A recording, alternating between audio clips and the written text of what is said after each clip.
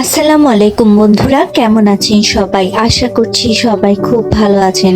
সম্পূর্ণ ভিন্ন ধরনের একটা আয়োজন নিয়ে আজকে আপনাদের সামনে আবারও চলে এলাম। রান্না করেছিলাম আচারি গরুর গোস্ত। আচারি গরুর গোস্ত আমি রান্না করেছিলাম কোনো আচার ছাড়াই, কিন্তু আচারের মশলা দিয়ে। প্রথমেই কড়াইতে বেশি করে সরিষার তেল নিয়ে তাতে পাঁচ ফোড়ন, কিছু শুকনো মরিচ, কিছু তেজপাতা আর কয়েক কোয়া রসুন দিয়ে ভালো করে এগুলোকে ভাজা ভাজা করে নিতে হবে। সবগুলো ভাজা ভাজা হয়ে একটু ঘ্রাণ ছড়িয়ে আসলেই এর মধ্যে দিতে হবে কাঁচা পেঁয়াজ কুচি। পেঁয়াজ কুচিটা একটু ভাজা ভাজা করে তার মধ্যে দিলাম রসুন বাটা আর আদা বাটা। আদা রসুন বাটাটা একটু নেড়ে তাতে একটুখানি সরিষা বাটা দিয়ে দিলাম। সরিষা বাটা, আদা বাটা, রসুন বাটা দিয়ে এটাকে একটু কিছুক্ষণ ভেজে নেব। ভাজা হয়ে গেলে এতে দিয়ে দিলাম পরিমাণ মতো লবণ, এরপর হলুদের গুঁড়া, তারপর দিয়ে দিলাম মরিচের গুঁড়া। এরপর এটাকে আরেকটু নেড়ে নিতে হবে।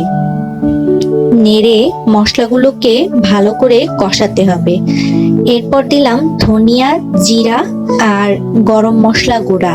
গরম মশলা গুঁড়াটা অল্প একটু দিলেও হবে, কারণ এতে পাঁচ ফোড়নের ঘ্রাণটা প্রমিনেন্ট থাকবে, যেহেতু এটা আচারি গোশত।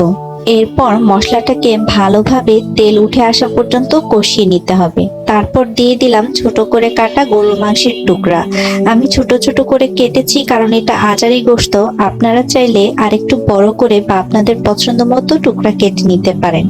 এরপর টক মিষ্টি স্বাদ আনার জন্য দিয়ে দিলাম চিনি আর তেঁতুলের কাঠ। আমি আন্তরিকভাবে দুঃখিত, তেঁতুলের কাঠ দেওয়ার ফুটেজটা আমার এখানে আসেনি।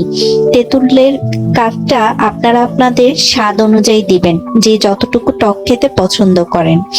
আচারের মতো টক মিষ্টি স্বাদ আনতে এই চিনি এবং তেঁতুলের কাঠই কিন্তু সাহায্য করবে।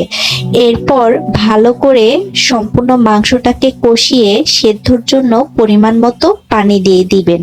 পানি দিয়ে ভালো করে ঢাকনা দিয়ে এটাকে সেদ্ধ করতে দিব।